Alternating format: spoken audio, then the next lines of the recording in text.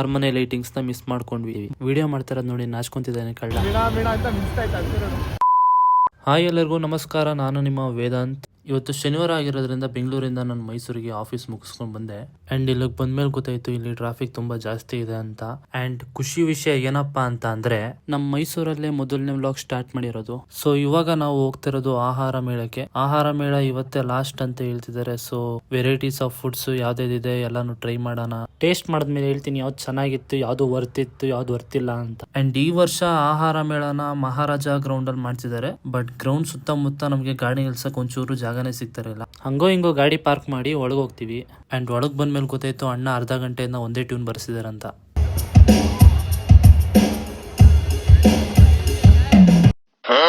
ಇಲ್ಲಿ ತಿನ್ನಕ್ಕಂತ 60% ಜನ ಬಂದಿದ್ರೆ ಬರೀ ನೋಡಕ್ಕಂತಾನೆ 40% ಜನ ಬಂದಿದ್ದಾರೆ ಅಂತ ಅನ್ಸುತ್ತೆ. ಅಂಡ್ ಇಲ್ಲಿ ಒಂದ್ ಪ್ಲೇಟ್ ಬಜ್ಜಿ ತಿಂದ್ವಿ, ಸಖತ್ತಾಗಿತ್ತು. ಅಂಡ್ 20 ರೂಪೀಸ್ ಚಿಕ್ಕಮಂಗ್ಳೂರ್ ಕಾಫಿ ಅಂತೂ ಸಖತ್ತಾಗಿತ್ತು ಅಂತ ಅನ್ಕೊಳ್ಳಿ. ಅಂಡ್ 120 ರೂಪೀಸ್ಗೆ ಟ್ರಿಪಲ್ ಡಿರೆಕ್ಟ್ ಕೇಕ್ ತಗೊಂಡ್ವಿ, ಮತ್ತೆ ಕಾಯಿ ಹೋಳಿಗೆ ಅಂಡ್ ಬಂಗಾರಪೇಟೆ ಪಾನಿಪುರಿ ಸ್ವಲ್ಪ ಡಿಫ್ರೆಂಟ್ ಆಗಿತ್ತು ತಿಂದಿದ್ರಲ್ಲಿ. ಯಾಕಂದ್ರೆ ಅವರು ಸ್ಟ್ರಾಬೆರಿ ಫ್ಲೇವರ್ ಪಾನಿ ಕೊಟ್ಟಿದ್ರು.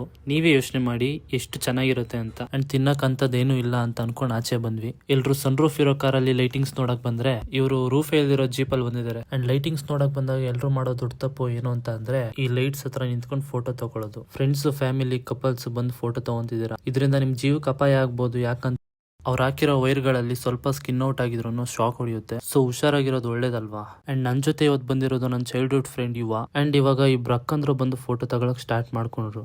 ದಸರಾಗೆ 500 ವರ್ಷಕ್ಕಿಂತ ಹೆಚ್ಚು ಇತಿಹಾಸ ಇದೆ ಅಂತ ಹೇಳ್ತಾರೆ. ಅಂಡ್ ಅದನ್ನ ಒಡೆಯರ್ ಡೈನಸ್ಟಿ ಅವರು 1600 ಅಫಿಷಿಯಲಿ ಸ್ಟಾರ್ಟ್ ಮಾಡ್ತಾರೆ. ಅಂಡ್ ಅದನ್ನ ಮೈಸೂರಿಗೆ 1799 ಶಿಫ್ಟ್ ಮಾಡ್ತಾರೆ. And we have completed 415th anniversary of Mysuru Dasara. ಇದು ನಮ್ಮ ರಾಮಸ್ವಾಮಿ ಸರ್ಕಲ್. ಪ್ಯಾಲೇಸ್ ನ ಮಾತ್ರ ತುಂಬಾ ಚೆನ್ನಾಗಿ ಡೆಕೋರೇಟ್ ಮಾಡಿದ್ದಾರೆ.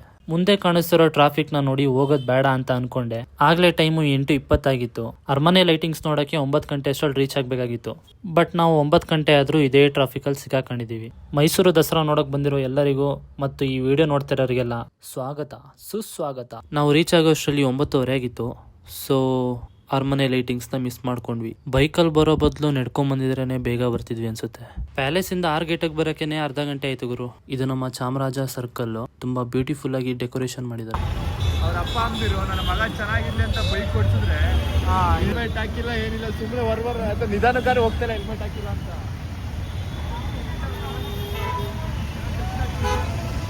ಅಪ್ಪ ತಿರ್ತಾನೆ ಹೇಳೋದು, ನಾನು ಮಕ್ಕಳು ಏನು ಗೊತ್ತು ಮೀಣ ಅಂತ ಮಿಸ್ತಾ ಇತ್ತು ಅಂತಿರೋದು.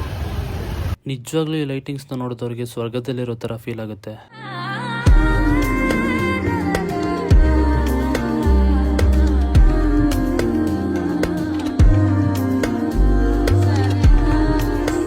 ಈ ಬ್ಯೂಟಿಫುಲ್ ರೋಡ್ ನ ಮುಗಿಸೋ ಅಷ್ಟರಲ್ಲಿ 10 ಕಾಲಾಗಿತ್ತು. ಇನ್ನೇನ್ ಮನೆಗೆ ಹೋಗ್ಬೇಕು ಅನ್ಕೊಳ್ಳೋಷ್ಟ್ರಲ್ಲಿ ನಮ್ ಇನ್ನೊಬ್ಬ ಫ್ರೆಂಡ್ ಕಾಲ್ ಮಾಡಿ ಪಿಕ್ ಮಾಡಕ್ ಹೇಳ್ದ. ಇವನ್ ಹೆಸರು ಬೆನಕ ಅಂತ. ಬಟ್ ನಾವ್ ಇವನ್ನ ಪ್ರೀತಿಯಿಂದ ಬೆಣ್ಣೆ ಅಂತ ಕರಿತೀವಿ. ವಿಡಿಯೋ ಮಾಡ್ತಾರದ್ ನೋಡಿ ನಾಚ್ಕೊಂತಿದ್ದಾನೆ ಕಳ್ಳ. ನೀನು ಬಡವನಾಗ್ ಹುಟ್ಟಿದ ತಪ್ಪಲ್ಲ, ಬಟ್ ಬಡವನಾಗ್ ಸಾಯೋದ್ ತಪ್ಪು. ಅದಕ್ಕೆ ಸಾಯಕ್ ಮುಂಚೆ ಜನ ಹಣ ಎರಡನ್ನೂ ಸಂಪಾದನೆ ಮಾಡು. ಯಾಕೋ ಹೇಳ್ಬೇಕನ್ನಿಸ್ತು, ಹೇಳ್ದೆ. ಈ ವಿಡಿಯೋ ಬಗ್ಗೆ ನಿಮ್ಗೆ ಏನ್ ಅನ್ನಿಸ್ತು ಅಂತ ಕೆಳಗಡೆ ಕಮೆಂಟ್ ಬಾಕ್ಸ್ ಅಲ್ಲಿ ಇಡಿ. ಇದು ನನ್ನ ಮೊದಲನೇ ವ್ಲಾಗ್ ಆಗಿರೋದ್ರಿಂದ ಎಲ್ಲಾನು ಕವರ್ ಮಾಡಕ್ ಆಗಿಲ್ಲ. ಸೊ ನೆಕ್ಸ್ಟ್ ಯಾವ ಪ್ಲೇಸ್ಗೆ ಹೋಗಿ ವ್ಲಾಗ್ ಮಾಡ್ಬೇಕು ಅಂತ ನೀವೇ ಸಜೆಸ್ಟ್ ಮಾಡಿ. ಹಾಗೆ ಮಳೆಲಿ ಮನೆಗ್ ಬಂದಾಯ್ತು ಅಂಡ್ ಇವ್ರನ್ನು ಮನೆಗ್ ಕಳ್ಸಾಯ್ತು. ಸೊ ಇವತ್ತಿನ ವ್ಲಾಗಲ್ಲಿ ಇಷ್ಟೇ.